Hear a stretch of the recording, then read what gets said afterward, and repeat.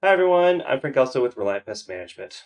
I'm back again to show you another quick video on repairing the Sthil sr200 mosquito mister backpack system. This video is going to be over how to reattach hoses if they've come undone. You can do this out in the field if you have a 9/16 Allen wrench or Allen key, or if you have the Sthil manufacturer provided I want to say it's a T25, T35 Torx bit. Yes, Torx bit. Now, in this process, you have to remove, or if depending on where the hoses come undone at, you're going to have to remove the tank, or you might have to undo some or more of the hose clamps. I think the ones that Sthil installs on these are actually pressure crimped, and they're not uncrimpable to recrimp, if that makes sense.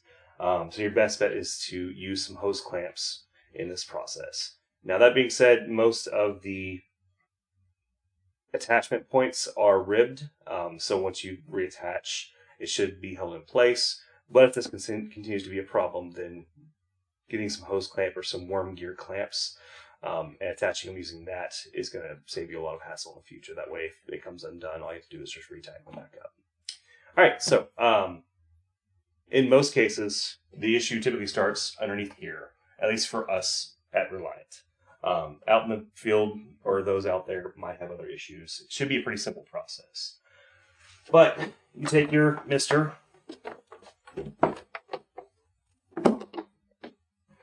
depending on where your disconnect is occurring at, and just reattach. Pretty simple in most cases. Now, after this hose has been out in the sun, out in the field, being used quite often, that hose becomes brittle over time. It is repairable, or not repairable. You can replace this, but you have to order the parts for it or purchase the parts. I think Lowe's and Home Depot both can offer that same part. But it's basically just some clear plastic tubing. I think the stuff that we typically replace with is a nylon mesh wrapped coated plastic tube. But if you're having issues reattaching this, say that you had some extra slack and you want to reattach, but it just doesn't seem to want to go over top of those ribs. If you take it, cut it, get yourself a good flush section, take yourself a lighter or some other heat source, apply a small amount of heat to this tube. You can get it a little more pliable and just slip it back over. Now, the more in-depth underneath the tank hose connection does require you to have the Sthil sr25 or sr35, I'm sorry, Sthil manufacturer Torx T25, T35 key, or just an Allen key of 9/64th, I believe. Yeah, 9/64th. There are two screws located here and here. Unscrew those, which I already have, and you can pop the tank away from the back plate and pull up, and it comes undone. Now I'm going to cut away to show a little bit more of a close-up. I'll just continue the voiceover on that video. So after you've gotten your tank unscrewed, you should be able to pop it away from the back plate, wiggle and lift.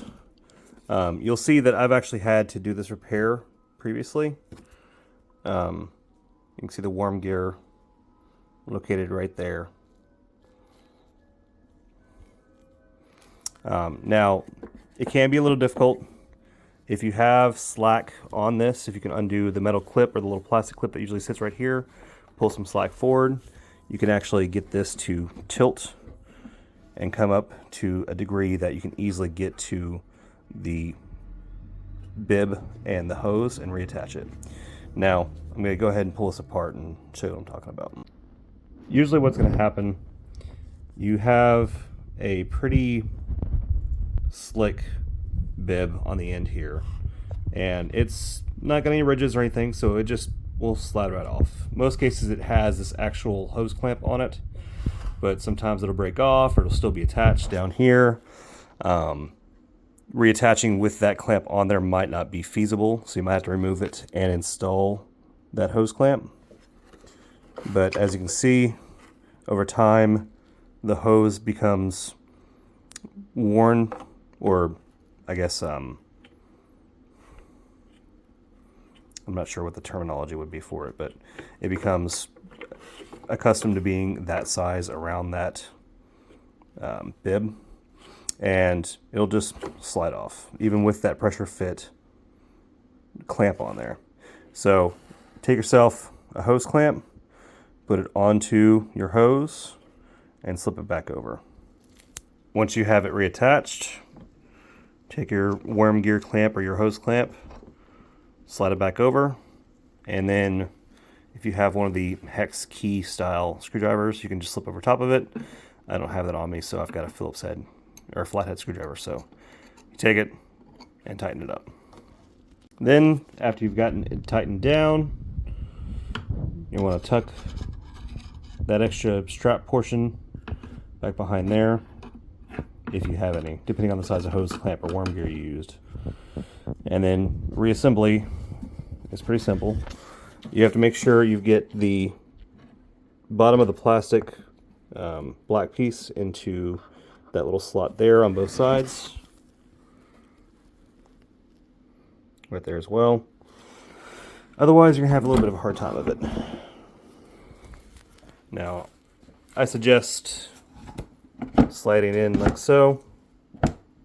Nope, can't see that. Oh, come on, come back out. There it goes.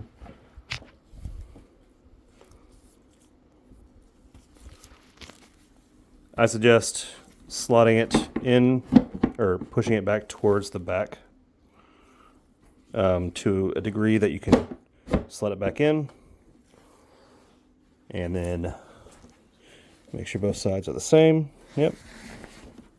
Then reinstall your two screws here and here. Once you have the screws reinstalled, you should be good to go. Now, again, the tubing in some cases can be pretty brittle or non-flexible. And so application of heat can help soften it up so you can reapply it or reattach it. If the tubing becomes brittle to the point that it's broken off or is just crumbling, then I'm not sure what you've done to it. But if that does happen, it is replaceable. You might get a tear in it. Ask your local Sthil repair company or repair place, and they can usually do something like that for you. Or if you're willing to do it yourself, you can usually get that tubing down at Lowe's or Home Depot. I suggest taking a piece with you so you know what size you're getting. Otherwise, that's the end of the video. If you have any comments, questions, concerns, please leave those down there at the bottom, and y'all have a wonderful day.